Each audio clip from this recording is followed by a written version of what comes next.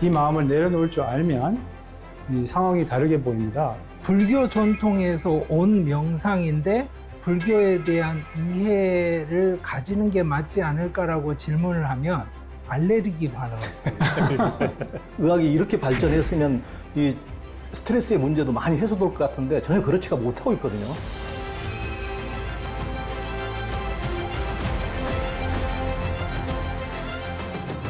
사람들하고 부딪힐 때나 뭐 이럴 때 또 스트레스 많은 이런 현대인들에게 굉장히 실용적이고 유용한 방편이 아닐까 싶어요. 증오의 분노에 사로잡혀 있거나 그러면 자기도 모르게 긴장하게 되는 거죠.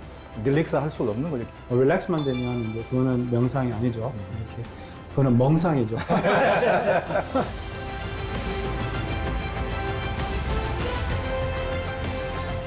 어떻게 하면 명상이 대중들에게 좀 더 진짜 도움이 될까를 고민하는 옛날에도 저희들하고 지금 하고 있는 고민하고 똑같은 거 했을 거라고 생각을 하는 거예요.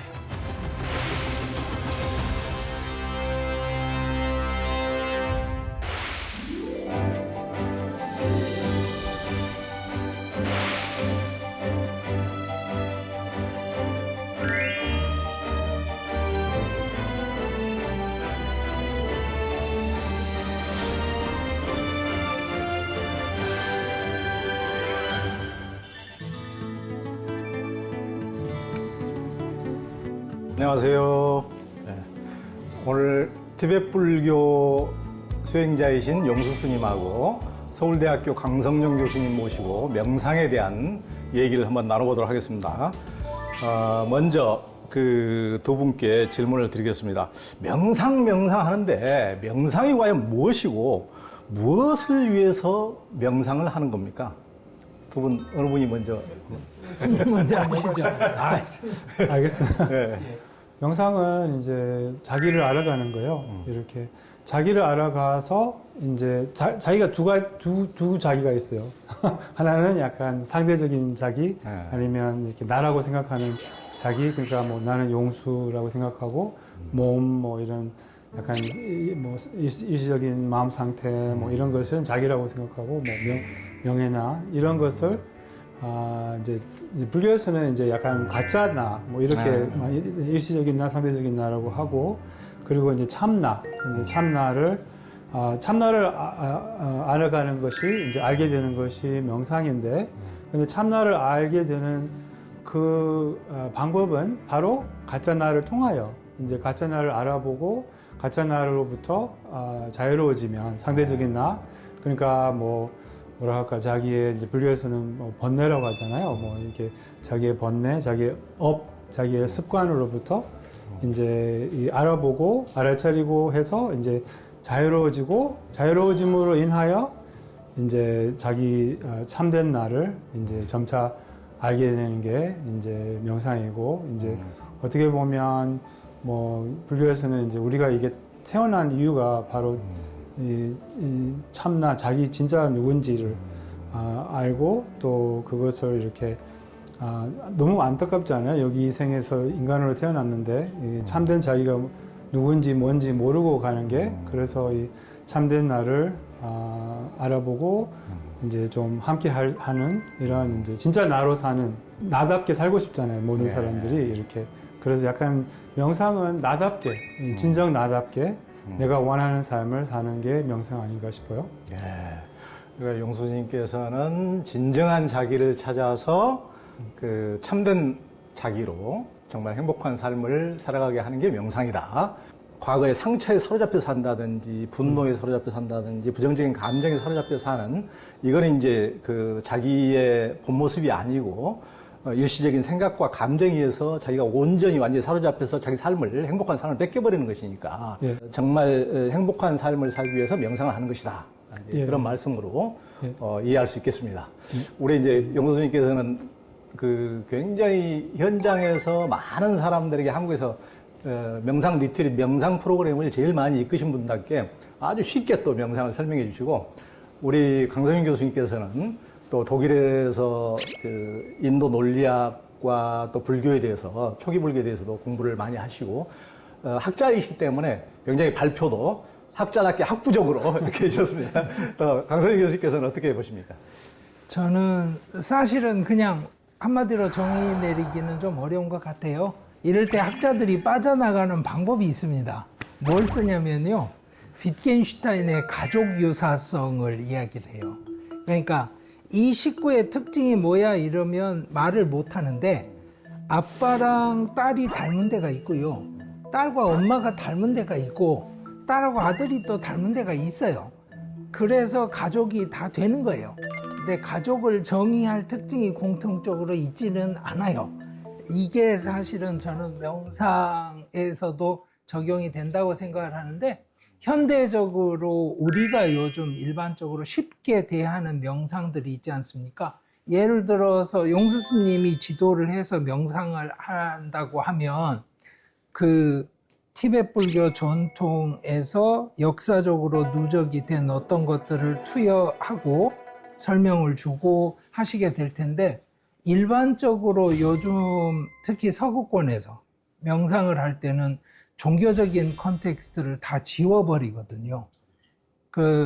제가 약간 놀란 것은 최근에 이제 미국의 의대 선생님하고 같이 프로젝트를 준비하면서 작은 프로젝트를 자체 재원으로 조금 해봤어요. 그랬더니 너무 재밌는 게 불교 전통에서 온 명상인데 불교에 대한 이해를 가지는 게 맞지 않을까라고 질문을 하면 너무나 많은 미국 의대생들이 알레르기 반응을 보여요. 그게 저는 너무 놀라웠고요. 예, 예. 왜 그런가 했더니 첫째는 진보적이라고 생각하는 친구들은 불교를 이야기하는 순간에 뭔가 과학이던 명상이 미신이 된다고 반응을 하고요. 아주 보수적인 기독교 배경을 가진 친구들은 불교? 그거 이교도들인데 이렇게 반응을 하고요. 그래서 저는 그냥 현대적인 맥락에서 세계적으로 유통되는 명상은 그냥 메타인지 훈련이다 이렇게 생각을 합니다. 그래서 아주 넓게 메타인지 훈련을 여러 가지 방식으로 가르치잖아요, 요즘은. 심지어는 뭐 오래 필요 없다, 3분만 해라 이런 사람들도 있고.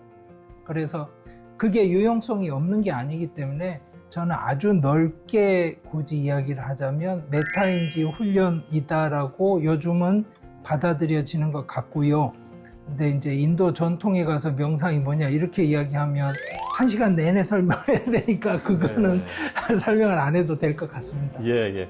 그러니까 두 분의 지금 이제 설명 차이는 헤어스타일 차이하고 비슷하고 유니폼 차이하고도 비슷합니다. 서양인들은 어떻게 보면 오디언스 입장에서 수용자 입장에서 내게 필요한 것, 내게 지금 이 순간에 내게 도움이 되는 건 뭐냐. 근데 굉장히 그 불교적인 것, 어떤 명상적인 것이 좋은 건 뭐가 갖고 있는 것 같은데 나는 그렇게 신앙적인 것으로는 하고 싶지 않다. 지금 이제 어떻게 보면 명상을 바라보는 관점에서도 이렇게 큰 차이가 있는 것 같습니다.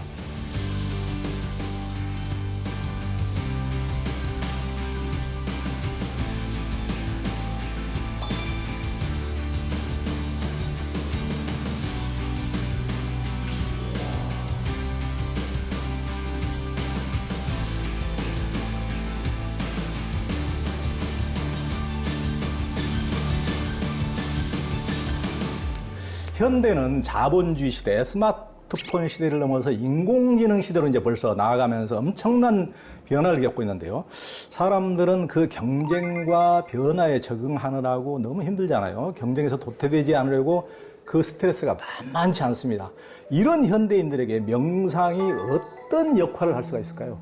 저는 굉장히 많은 임상 연구에서 이미 나와 있는 결과들이 있기 때문에 제가 여기다가 어떤 한 측면에서 말씀드리기는 쉽지 않은 것 같아요. 이래서 AI가 엄청난 성과를 낸 거를 겪고 있잖아요. 일상에서 지금. 그럴 때 구조가 어떤 거냐면 퍼셉트론이라는 어떤 식의 신경망을 모사한 한 층이 있고 두 층이 있고 세 층이 있는 거예요. 각 층마다 요소들이 있겠죠. 이걸 연결을 시켜요. 그런데 이겁니다. 이 셀에서 저 셀로 연결은 굉장히 중요하고 이 셀에서 다른 셀로의 연결은 덜 중요해. 이래서 가중치를 조절을 해가면 그게 AI를 만들거든요. 근데 그게 이제 우리 인간의 뇌 구조를 따라서 만든 거라고 우리가 이제 설명을 하잖아요. 그러니까 무슨 말이냐면 세포 단위에서 생물학적으로 연결이 주어져 있는 건 맞는데 그 연결의 가중치를 어떻게 주는지에 따라서 결과값이 달라진다는 거죠. 그걸 위해서 학습을 엄청나게 시키는 거잖아요. 그런다고 치면 이런 거예요. 어떤 사람이 짜증을 낼 때 가중치가 짜증으로 대응한다라는 셀로 내가 연결된 사람이면 90%의 가중치를 갖고 같이 짜증을 내겠죠. 그런데 예를 들어서 짜증을 내는 상황에 대해서 가중치를 90을 다른 쪽으로 바꾼다고 해봐요. 저 사람을 패서파이를 시키자. 그리고 나서 그 다음에 이야기를 시작을 하자라고 하면 저한테 사실 굉장히 많은 도움이 될 것 아닙니까? 저의 스트레스도 덜할 거고요. 이 리세팅하는 과정을 사실은 명상이 도와준다라는 거를 사실은 스님이 아주 짧게 말씀하셨지만 언급을 하신 거거든요. 그리고 그 결과는 인간이 예측하기 힘듭니다. 지금 AI도 그렇잖아요. 이게 왜 되고 아까는 안 됐는지 아무도 몰라요. 그냥 가중치를 끊임없이 강화학습으로 조정을 했어요. 기계가 와서 커피를 여기다 놨는데 제자리가 아닌 것 같으면 마이너스 점수를 주고 좋은 자리로 다가오면 플러스 점수를 줬더니 결국 내가 원하는 자리로 오게 된 거잖아요. 그러니까 그 방식으로 기계화시켜서 투사를 하면 사람들은 자기 뇌가 아니기 때문에 꺼리낌 없이 이해하거든요. 그래서 저는 이런 식의 방식으로 내 뇌에 세팅이 돼 있는 그 세팅 값을 바꿀 수 있다는 가능성이 주는 그 혜택을 얻는다고 봐요. 그럼 특혜는 두 가지인데, 하나는 성공을 위한 자기 개발이겠죠. 그리고 또 하나는 개인적인 행복감의 증가를 얻겠죠. 그런데 저는 이 둘 다가 사실은 뭐냐면 시장 논리에 따라가는 거라고 생각을 해요. 대부분의 자기 개발의 논리가 노동시장에서 나의 노동의 가치를 높여서 내가 이 사회와 이 경쟁에서 좀 더 우월적인 지위에 가겠다 이런 거잖아요. 그게 나쁘다는 건 아니고요. 그게 자본주의적 합리성이니까. 그런데 원래 인도적인 맥락은 어쨌거나 이 훈련이 곧바로 초월적인 체험으로 연관이 됩니다. 그러니까 디아나를 하고 나면 니르바나로 가는 거지, 디아나를 해서 편안해, 이거 아니거든요. 그리고 심지어는 붓다의 경우엔 자기 제자들이 아파서 진통제 대신에 디아나를 택할 때 금지시켰어요. 그건 그런데 쓰려고 너희들이 배운 게 아니다. 이 맥락이 이제 저는 핵심이라고 생각을 하는데, 그러면 저는 크게 보자면 두 가지를 만족시킬 수 있겠죠. 하나는 내 주관적인 행복감을 늘리는 거, 아니면 나의 영적인 성취에 가는 길. 그래서 저는 명상에 관심이 있는 그룹도 이 두 가지가 나뉜다고 생각을 해요. 그렇게 보면 그 효과, 그게 도와주는 것도 이 두 가지 가닥으로 크게 나뉜다고 하는 게 맞는 것 같고요. 부작용이 있다는 것도 이 두 가지에 맞춰서 생각을 해야 된다는 거예요. 그러니까 명상을 해서 이런 걸 얻을 수 있고 이게 가능성이니까 해봐라라는 이야기와 마찬가지로 모든 사람에게 모든 명상이 다 맞는 게 아니라는 이야기도 우리는 의식을 해야 되거든요. 그 대목에서는 이 두 가지를 좀 갈라서 생각을 하면서 좀 이해를 할 필요가 있다고 생각을 합니다. 이게 제가 가진 생각입니다. 네. 그러니까 그 육체적으로도 지금 이제 명상은 물론 마음이 중시되지만은 육체적으로도 예전에는 온전히 감당해야 됐던 통증을 요즘에 이제 몰핀으로 상당히 그 고통을 이제 완화를 하듯이 이 지금 이제 심리적인 고통도 그 우울증이나 뭐 조울증 심한 경우에는 약물에 의존을 많이 하고 요즘에 그걸 통해서 심리적인 것도 이제 많이 개선을 하죠. 근데 좀 더 고차원적인 것은 약물에 의존하지 않고도 마음 훈련을 통해서 이제 많이 이제 하긴 하는데 지금 현대 사회는 이렇게 의학 과학이 발전했음에도 불구하고 사람들이 우울증, 조울증, ADHD, 공황장애 이런 게 갈수록 이제 늘어난단 말이에요. 그러니까 의학의 발전과 동시에 또 사람들의 어떤 받는 스트레스도 그 이상으로 지금 가속도가 붙어가지고 과연 어느 쪽이 지금 어느 쪽이 지배할 것이냐 이것은 지금 가름이 안 될 정도로 이렇게 의학이 이렇게 발전했으면 이 스트레스의 문제도 많이 해소될 것 같은데 전혀 그렇지가 못하고 있거든요. 그래서 여하튼 이제 그런 문제에서 우리 강 교수님이 좀 시사점을 던져주고 있는 것 같습니다. 우리 영 교수님 어떻게 보십니까?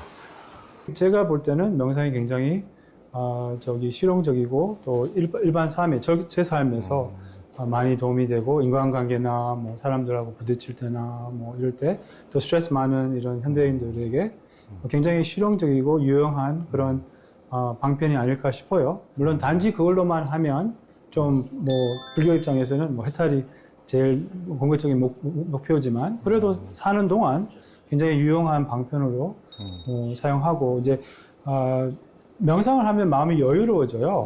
그렇잖아요. 마음이 이렇게 그러면 어떤 상황이 주어져도 그 여유로운 마음으로 다룰 수 있으니까 약간 반응하는 대신에 약간 react 대신에 이렇게 respond 할 수 있는 좀 현명하게 또 자기 반응하는 마음을 좀 여유로운 마음이 있으면 내려놓을 수 있어서 조금 더 이렇게 지혜롭게 현명하게 왜냐하면 자기 마음을 내려놔야지 올라오는 마음 말이죠. 이게 반응하는 마음, 욱하는 마음 이게 이제 불교에서는 자기 업이라고 하는데 이 마음을 내려놓을 줄 알면 명상의 힘으로 말이죠. 그러면 이제 이 상황이 다르게 보입니다. 객관적으로 보이고 전체적으로 보이고 다른 사람의 입장까지 이해할 수 있고 그럼 풀려요. 이렇게 그러면 이런 식으로 명상이 굉장히 실용적인 이렇게 생활 특히 이제 티베트 불교는 생활 불교를 강조하거든요. 사실 뭐 쓸모가 없으면 뭐 우리가 그냥 단지 우리만 평화로우려고 그걸 배울 필요는 없잖아요. 그래서 이 두 가지 측면이 있는 것 같아요. 저한테는 궁극적인 측면에서는 이제 해탈을 하고 싶고 이제 상대적인 측면에서는 제 삶을 조금 수월하게 또 이제 화목하게 살고 싶은 거죠. 거기에서는 명상이 상당히 많이 도움이 되죠. 예. 그러니까 용수님께서 실용적인 거 요즘 현대인들에게 유익한 명상을 강조하셨는데 제가 보기에도 부처님 당시에 부처님 주변의 설법 대상들은 한 80~90%는 대부분 출가자들이었고 예. 그리고 요즘은 이제 어떻게 보면 다른 종류의 모든 일반인들이 겪는 출가자 외에 훨씬 더 니얼한 고통들, 니얼한 하여튼 현실 사회에서 부닥치는 많은 문제들, 세상이 변화되면서 근데 불교라는 것이 고통을 해소하는 거기 때문에 그런 현실적인 문제에 대해서 좀 고통을 실용적으로 해소해 주는 것도 부처님이었으면은 당연히 거기에 대해서 이것은 해탈 열반의 길이 아니기 때문에 모세 하기보다는 도움을 주는 쪽으로 가지 않겠는가. 좀 현대화된 불교라면 능히 그렇게 가지 않겠는가. 이제 그런 생각이 많이 드네요. 네. 강성윤 교수님께서는 이제 독일에 유학을 해서 초기 불교도 공부를 하셨는데요. 부처님께서 말한 명상은 무엇이고 그것이 현대인들에게도 의미가 있을까요? 현대인들이 지금 잘 활용하고 있는 명상을 기본적으로는 만들었다 내지는 출발점을 구축해 주었다라는 면에서는 그 가치를 부정을 할 수가 없죠. 그런데 이제 붓다 자신도 명상이라는 용어를 쓴 적이 없고 그때는 아까 소개해드린 것처럼 바바나를 썼거나 아니면 비파샤나를 썼거나 아니면 디아나를 썼거나 어떤 식의 특정한 사마디 같은 의미가 구분이 되는 명상의 형태들을 부르는 이름을 썼단 말이죠. 근데 지금은 그 모든 것들에서 나름대로 우리가 필요한 요소들을 모아서 재포장, 그러니까 이제 패키징을 다시 한 거죠. 재포장을 한 거를 쓰고 있는데, 이 재포장의 방식도 여러 전통마다 많이 다릅니다. 그런데 붓다는 그러면 어떤 거를 가장 명상의 뭐랄까 중추로 생각을 했을까? 그러면 저는 디아나라고 생각을 하고요. 그게 텍스트 기록에도 그렇고 첫 번째 제자들을 만나서 가르쳐 줬던 것도 디아나고요. 그 다음에 붓다는 자기가 제안한 새로운 솔루션이 굉장한 차별성이 있는 거라고 생각을 했어요. 기존에 있던 것들하고는 다른.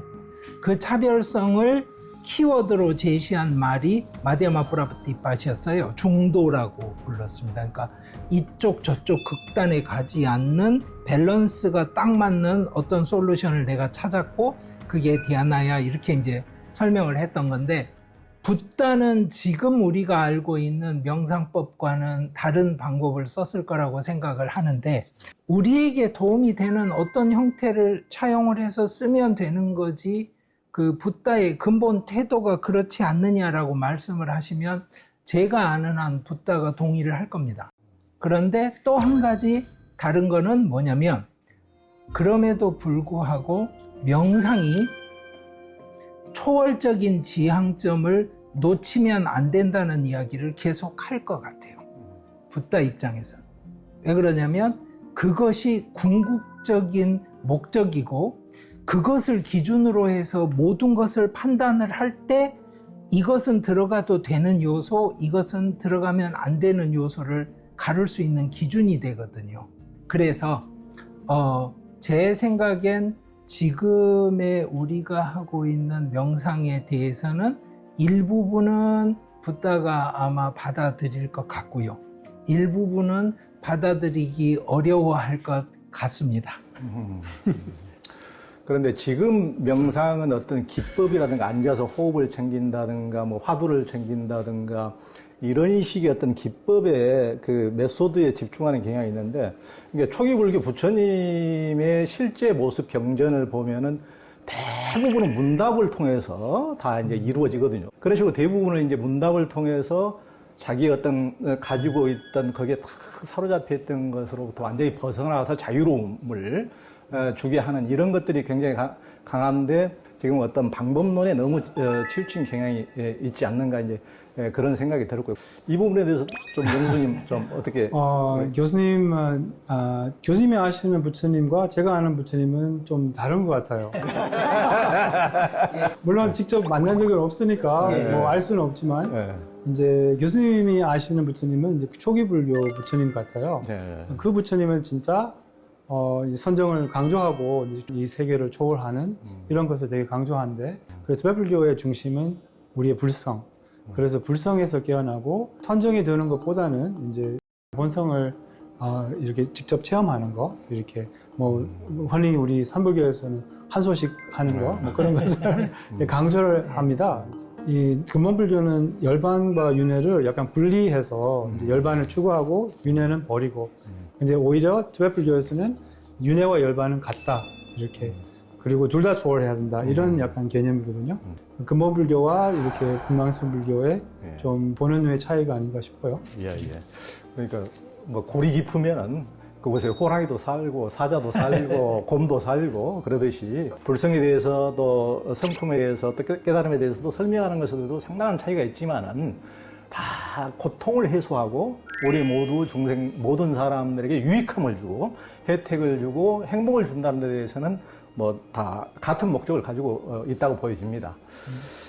그 용수 스님께서는 티베트 불교 수행자이신데요. 티베트 불교는 달라이라마와 스승들을 통해 서양에서 명상 붐을 굉장히 크게 일으키고 있죠. 특히 우리 용수 스님께서는 애쓰지 않는 릴렉스, 굉장히 벌써 생기신 것도 릴렉스하게 생기셨잖아요. 릴렉스를 강조하시는데요. 다양한 명상 중에서도 그렇게 릴렉스를, 어떤 사람은 굉장히 공부에 집중력을 높이기 위해서 꽉 이렇게 명상을 하기도 하거든요. 스님 그렇게 릴렉스를 강조하는 이유는 무엇입니까? 명상에 이제 두 가지 핵심 포인트가 있다고 해요. 한편에는 릴렉스, 이렇게 약간 긴장이 없는 거, 또 저항이 없는 거, 좀 자유로운 거, 뭐 이런 측면이 있고, 근데 릴렉스만 하면 안 되죠. 릴렉스만 하면 뭐 누구나 릴렉스도 릴렉스 많이 하잖아요.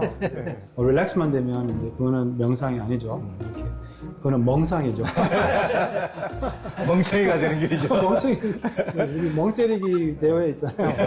네, 그런 게 되는 거죠. 예. 근데 이제 릴렉스와 또 동시에 이렇게 뭐 보이거나 들리거나 느끼지거나 뭐 생각이 보이거나 감정이 느끼지거나 뭐 이런 자각, 이런 깨어있음이 이제 동시에 있다는 거죠. 이렇게 편안하면서 깨어있는 게 이게 동시에 이게 두 가지가 같이 있고 두 가지로 이렇게 같이 있어야지 이제 명상이 되고 릴렉스는 그냥 힘 빼는 거예요. 쉽게 말하자면 그렇잖아요. 힘을 빼면 항상 마음도 쉬어지거든요. 마음이 쉬어진다는 것은 생각이 좋아진다는 거예요. 왜냐하면 생각을 하고 있는 한 아니면 생각에 빠져 있는 한 이 몸에 긴장이 있어요. 그렇죠. 예, 그래서 이제 긴장을 풀면 생각도 따라서 놓아진다는 거죠. 이 신명상의 조건이 두 가지가 있어요. 하나는 뭐에 집중하지 않는 거예요. 그냥 쉬는 거죠. 아무것도 안 하는 거예요. 무위 뭐 이런 개념이죠. 동시에 산란하지 않는 거예요. 이렇게 그냥 시간에 있으면서 뭘 하지 않으면서 깨어 있는 거죠. 이제 이 명상이 진짜 가장 효율적인 명상, 가장 빠르고 이제 가장 좋은 명상인데 이제 처음부터 하기는 조금 어려울 수 있어요. 약간 이게 알아차림 자체를 알아차리는 거거든요. 이렇게 그래서 처음부터 하기 조금 어려운 알아차림 자체는 다른 대상보다 더 안 잡히고 좀 미세하기 때문에 그것을 할 수 있다면 그럼 이제 다른 명상을 할 필요가 없다고 해요. 이게 좀 독특한 그런 티베트 불교의 방편이고 어떻게 보면 보물이 아닐까 싶어요. 두 번째 기법은 생각에 빠져 있다가 잡념에 빠져 있다가 아니면 망상에 빠져 있다가 망상에서 빠져나오는 순간이 있어요. 그것은 이제 망상에서 깨어나는 순간이라고 하는데 그 순간을 알아보는 거예요. 약간 잠에서 깨듯이 정신이 딴 데 팔려 있다가 갑자기 정신이 돌아와요. 그럼 보이고 들리고 느끼지고 뭐 이 순간에 다시 이렇게 그것을 알아보기만 하는 거예요. 그것을 잡으려고 하지 않고 뭐 그것을 막 유지하려고 하지는 않고 그것을 타는 거죠. 어떻게 보면 이 순간을 타는 거라고 할 수 있고 뭐 그냥 쉬는 거예요. 다시 그 순간으로 그냥 알아보기만 하면 되는 거죠. 그래서 짧게 자주 망상에서 깨어나는 순간을 알아보는 거. 그리고 그렇게 하면 이제 이 순간이 길어지고 그리고 더 자주 이 깨어나는 순간들이 찾아오고 이렇게 해서 이제 신명상을 연습하는 건데 처음부터는 사실 조금 안 잡힐 수도 있으니까 처음에는 이제 사마타를 기르고 그 다음에 신명상으로 이렇게 넘어갈 수 있는 이게 이제 티베트 불교의 좀 독특한 방식이고 제가 또 아주 제 수행을 살린 이런 수행 기법 아닌 기법입니다. 그러니까 우리 영수님께서 이제 늘 릴렉스를 이제 말씀하시는데 우리나라에서도 이를테면 이제 뭐 한 소식을 하거나 깨달았다는 분들을 이제 표현하기를 한가한 도인, 한가한 또 태평가를 부르고 이제 이런 식으로 표현을 많이 하는데 그런 것은 이제 뭔가 어떤 과거의 트라우마에 사로잡혀 있거나 어떤 증오의 분노에 사로잡혀 있거나 그러면 자기도 모르게 긴장하게 되는 거죠. 릴렉스 할 수가 없는 거죠. 보통 사람들의 멍 때리기라는 것은 이렇게 쉬어 있는 것 같지만은 혼자 속에서는 자기가 알아차리지 못할 뿐이지 굉장히 그 쓸데없는 공상과 망상으로 에너지를 소모하고 이를테면 스트레스나 안 좋은 적이라든가 분노라든가 우울이라든가 부정적인 감정으로 자기도 모르는 새에 계속 물이 새듯이 에너지를 소모하고 있는 중인데 그 깨어있지를 못하는 것을 자기 스스로 자각하지 못할 뿐이죠. 그게 멍 때리기, 멍상이고 스님께서 말하는 진짜 명상은 이렇게 릴렉스를 하되 어웨니스와 깨어있음과 같이 하는 이제 그런 말씀을 해주셨는데요. 우리 강 교수님은 들으시면서 혹시 또 보태고 싶은 저는 사실은 이렇게 근대화된 형태의 명상이 있잖아요. 아예 종교에서부터도 떨어지는 방식으로 이제 서구에서 퍼지고 있는 명상이거나 아니면 한국 사회도 엄청난 종류의 명상들이 이렇게 제공이 된단 말이에요. 시장이라고 할 수도 있고 뭐 한데 여기는 수많은 책들이 지금 거기에 관계되는 책들이란 말입니다. 그리고 각 책들마다 특정한 또 테크닉을 가르쳐 주고. 근데, 저는 이 레디사야도 이후로 버마에서 만들어져서 비파사나 전통이 대중화되기 이전에 불교 전통 자체에서 그런 시도가 크게 쉬프트가 2번 있었다고 생각을 해요. 그러니까 무슨 말이냐면 분파가 나뉘어서 뭐 서로 이론이 달라졌다라는 것의 핵심은 어떤 거냐면 해탈론이잖아요. 불교에서는 결국에. 그럴 때 저는 제가 아는 바로는 저는 그 두 전통에 대해서 잘은 모릅니다. 하나는 티벳에서 족첸, 그리고 하나는 중국의 선불교라고 생각을 해요. 어떤 의미에서 그게 요즘 하는 시도랑 닮았냐면 교학에 대한 학습을 전제하지 않아요. 그러니까 미리 그 교학을 다 배우고 준비가 된 사람이 앉아서 제가 표현하기로는 태깅이라고 하는, 그러니까 지금 스님 설명해 주신 그거 있잖아요. 이게 멍이라는 표현도 아비달마 꼬샤에 그대로 나오거든요. 그렇잖아요. 이게 티미더티라고 영어로 번역하는. 그러니까 네가 지금 하고 있는 건 명상이 아니라 티미드한 상태야. 그거는 졸린 거랑 다른 거야. 이러면서 이제 그걸 배운 사람이 개념을 배워야 태깅을 할 거 아니에요. 그 방식으로 접근을 하다가 아니야, 그러지 않아도 돼. 그거 다 배울 필요 없이 그냥 해서 결론 볼 수 있거든 하면 굉장히 매력적이잖아요. 그 시스템이. 그 2번의 시도가 있었다고 저는 생각을 해요. 그래서 오늘 영수 스님 뵈서 반갑고 또 한국에서 여러분들하고 함께 그거를 직접 하고 계시니까 거기서 나오는 경험치에서 오는 굉장히 많은 정보들이 있을 거라고 저는 생각을 합니다. 이 2가지가 불교라고 생각하세요? 근데 선하고 족첸? 족첸, 그게 이제 저는 사실은 불교들이 많다고 생각을 하는 입장이에요. 그러니까 저는 그냥 역사를 공부를 하는 거니까 예. 공과의를 하는 게 아니잖아요. 제가 이건 맞고 이건 틀리는 게 아니고 역사에 이게 있었는데 이렇게 생겨났다. 맥락이 이거다라는 걸 저는 그냥 이제 보는 거죠. 예. 그런 의미에서 그 선이나 족첸이 갖고 있는 시도가 이미 근대적인 시도로서 한 번은 있었다는 생각을 해요. 그런데 그 시도들이 지금 얼마나 성공적인가 하는 것, 그것이 또 현대적인 명상에 대해서 그 뭐랄까 주의할 것 내지는 어떤 식의 한계점 같은 걸 시사해 주는 것 같기도 해요. 그런 면에서 그 현대 명상도 한 번쯤은 그 옛날에 있던 선이나 족첸에 대해서도 그런 면에서 한번 리뷰를 좀 하고 어떤 게 우리들한테 역사적인 그 함축을 주는지 체크를 하면 재밌을 것 같아요. 근데 이제 항상 문제는 그런 거죠. 교조적으로, 교리적으로 내가 믿고 있는 걸 왜 당신이 나서서 지금 따져? 이러면 그 순간에는 대화가 안 되는 거잖아요. 그거는 대화가 안 되는 거라고 생각을 하고요.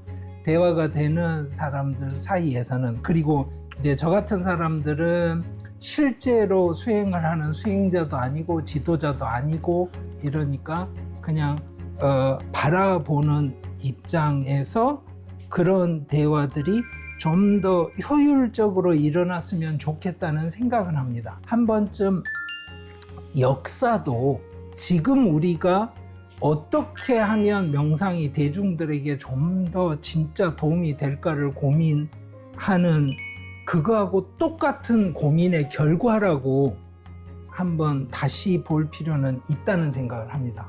왜냐하면 옛날에도 저희들하고 지금 하고 있는 고민 하고 똑같은 거 했을 거라고 생각을 하는 거예요.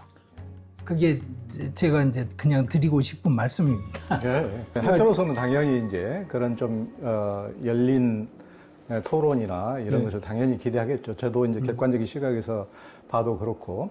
근데 어떤 이제 종교 전통에서는 이렇게 스님처럼 유니폼을 입고 계신 분들은 코스플레이. 이제 어쩔 수 없이 그 어떤 전통을 따르는 어떤 또 책임감과 이런 것도 이제 있게 마련인데 저희가 느끼기에는 일반 대중들은 훨씬 더 자기에게 유익한 것을 오픈 마인드로 받아들여야 되는데 일반인들도 수천 년 전통의 그 자기 생을 거는 사람처럼 너무 도그마틱하게 일반인을 또 변해버린다는 게 저는 안타깝더라고요. 일반인들은 자기 그 수용자 입장에서 이거든 저거든 좋은 것은 자기 삶을 살리기 위해서 자기 마음을 자유롭고 평화롭고 행복하게 하는 데서 잘 활용하면 되지. 어떤 한 전통의 도그마에 같이 빠져가지고 너무 이렇게 도그마틱하게 일반인들이 빠진다는 데 대해서 좀 안타까운 마음이 있긴 합니다. 그 유니폼을 입은 종교인으로서 그렇게 파별적인 생각을 갖는 게 너무 쉬워요. 왜냐하면 자기가 이렇게 하는 수행이 이제 훌륭하다고 생각하고 뭐 당연히 그렇게 생각해야죠. 그리고 약간 이제 뭐 남의 전통을 뭐 비하하거나 아니면 이런 게 많이 있잖아요. 뭐 우리만 옳다 뭐 이런 약간 그런 게 이제 저도 많이 보고 저기는 아니야 뭐 이렇게 배제하는 이런 게 이제 쉽게 이렇게 일어날 수 있고 저도 그렇게 좀 한 것 같아요. 이렇게 그래서 이제 그렇게 쉽게 빠지는 것은 이해는 하지만 저도 마찬가지로 이렇게 그거는 옳지 않고 이제 오히려 불교 그 티베트 불교의 계열 중에 하나가 사마야 계열 중에 하나가 이렇게 남의 전통, 남의 다른 불교 전통이든 어떤 뭐 수행 전통이든 종교든 이렇게 비하하지 않는 것이 이 계율이거든요.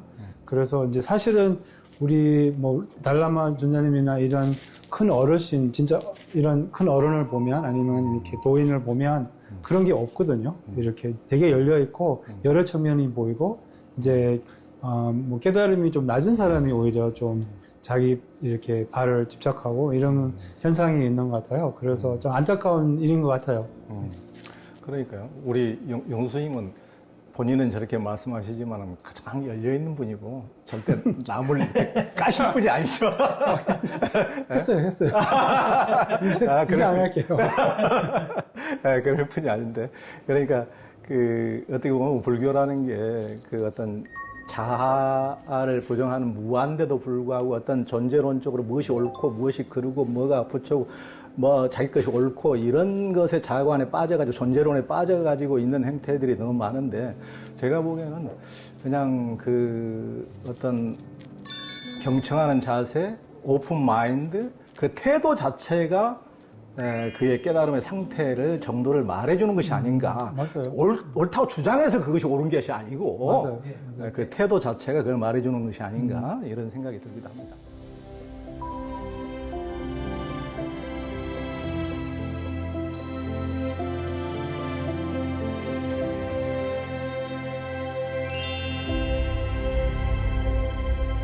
인간이라면 갖게 되는 상처를 치유하는 일과 명상은 뗄래야 뗄 수가 없는데요.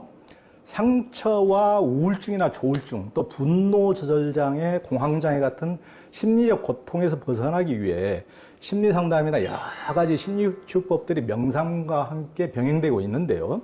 그런 심리치유법과 명상은 고통에서 벗어나고 평화와 행복을 위한 공통의 목표를 갖고 있다고 보여집니다.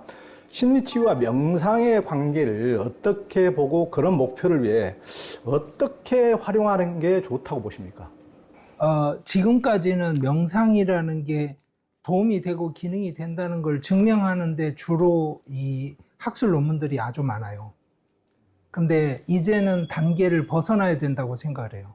즉 무슨 말이냐면 의학 하시는 분들, 뇌과학 하시는 분들, 그리고 심리학 하시는 분들이 이제 불교 전통이나 불교 내지는 인도 고전을 전공하는 사람들 내지는 실제로 그 수천 년간 해온 전통 안에서 전통 방식의 임상 데이터를 쌓은 분들하고 같이 연구를 해야 될 필요가 있어요. 무슨 말이냐면 빗바사나를 하는데 태깅을 안 한다는 게 전제예요.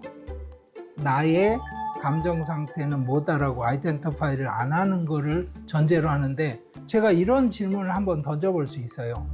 태깅을 하는 게 더 효율성이 있지 않을까요? 그러니까 무슨 말이냐면 방금 기자님 질문하신 그 대목이에요.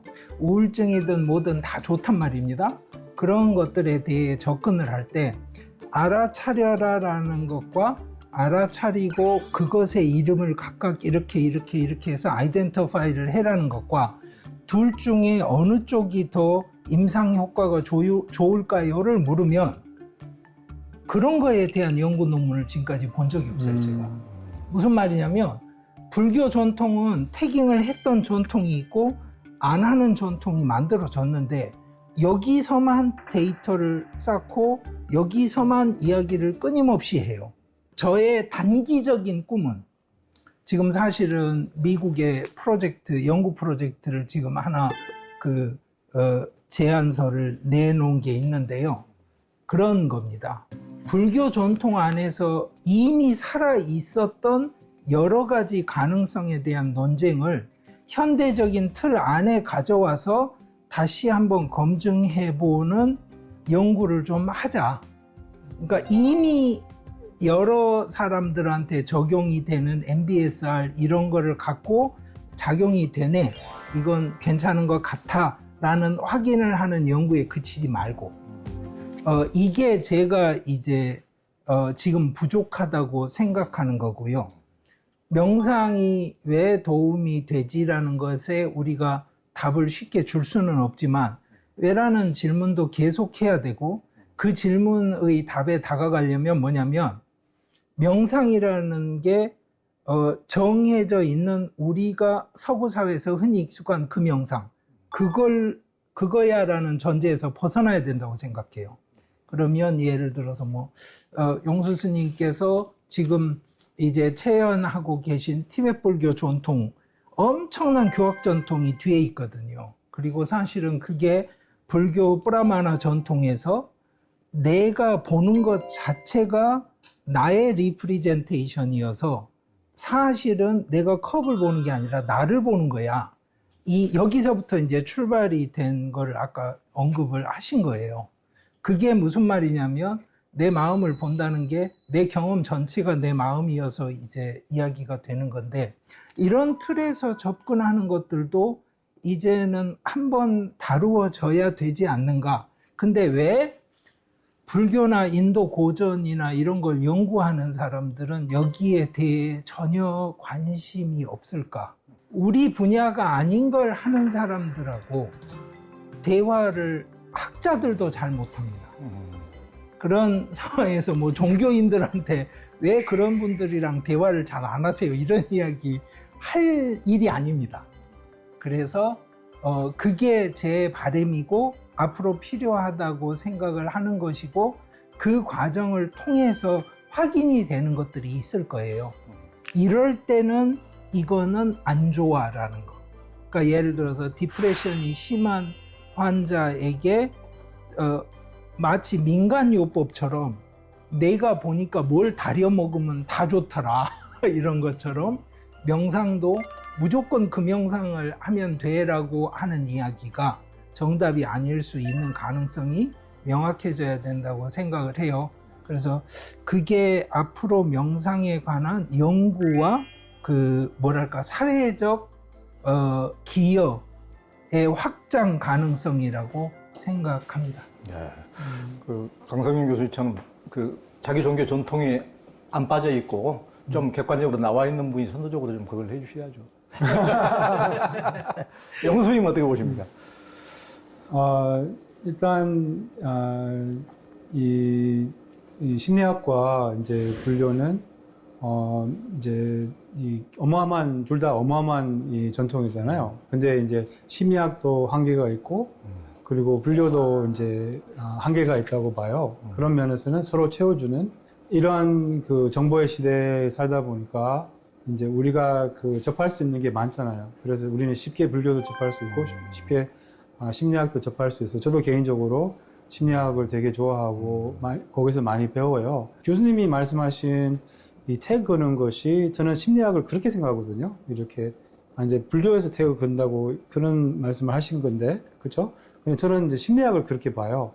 제가 배운 전통에서는 약간 택 걸지 않고 다 알아차림으로 이렇게 하는 약간 족첸 전통이나 이런 전통에는 다 알아차림으로 해결하는 이제 알아차림으로 해결하는데 이 심리학에서는 그 어떤 것을 알아차리는지 알려주고 아니면 그것을 오히려 상대적인 어떤 택을 걸어서 이렇게 해결해주는 이런 게 심리학인 것 같아요. 제가 볼 때는. 그래서 훨씬 더 어떻게 보면 구체적이고 이렇게 그리고 이제 일반적인 아주 쉬운 방편으로 뭐 어려운 알아차림이 힘이 없어도 이렇게 그런 해결할 수 있는 이런 게 이제 심리학 같고 이제 저는 꼭 같이 해야 된다고 생각해요. 이 시대에서는 스님들은 심리학을 공부해야 되고 또 심리학자들은 당연히 이제 불교를 공부하고 있고 또 많은 심리학이 불교에 기반해서 있는 거고 뭐 이런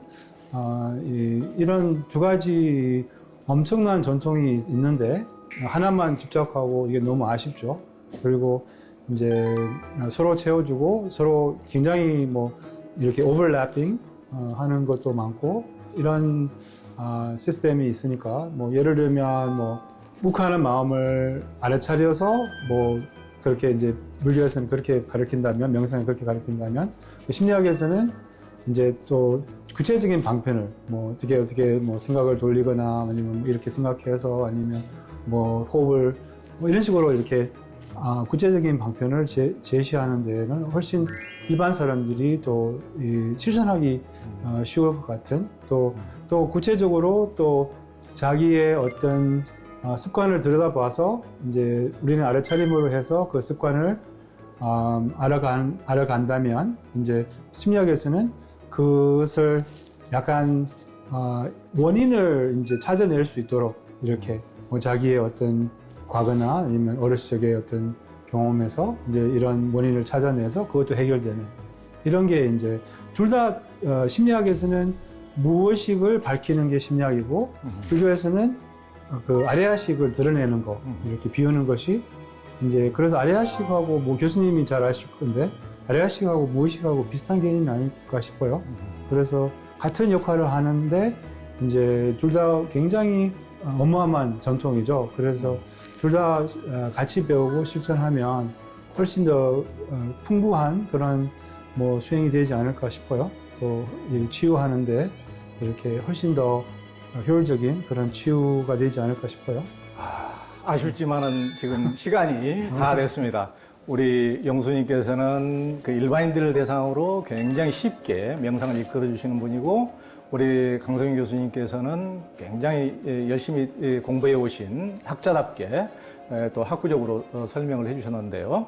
우리가 과거에 어떤 상처받은 일에 마음이 사로잡혀 있으면 마음에서 분노가 일어나고 미래에 걱정스러운 일에 마음이 가 있으면 계속 불안해지고 그러니까 과거에도 미래에도 가지 말고 마음이 지금 여기에 우리가 머물러서 대화할 때는 대화에 집중하고 밥을 먹을 때는 밥 먹는 데 집중하고 일을 할 때는 일하는 데 집중하고 쉴 때는 온전히 쉬고 그걸 참된 명상을 통해서 평화롭고 자유로운 삶을 찾아가길 빌면서 오늘 마치겠습니다. 네, 감사합니다.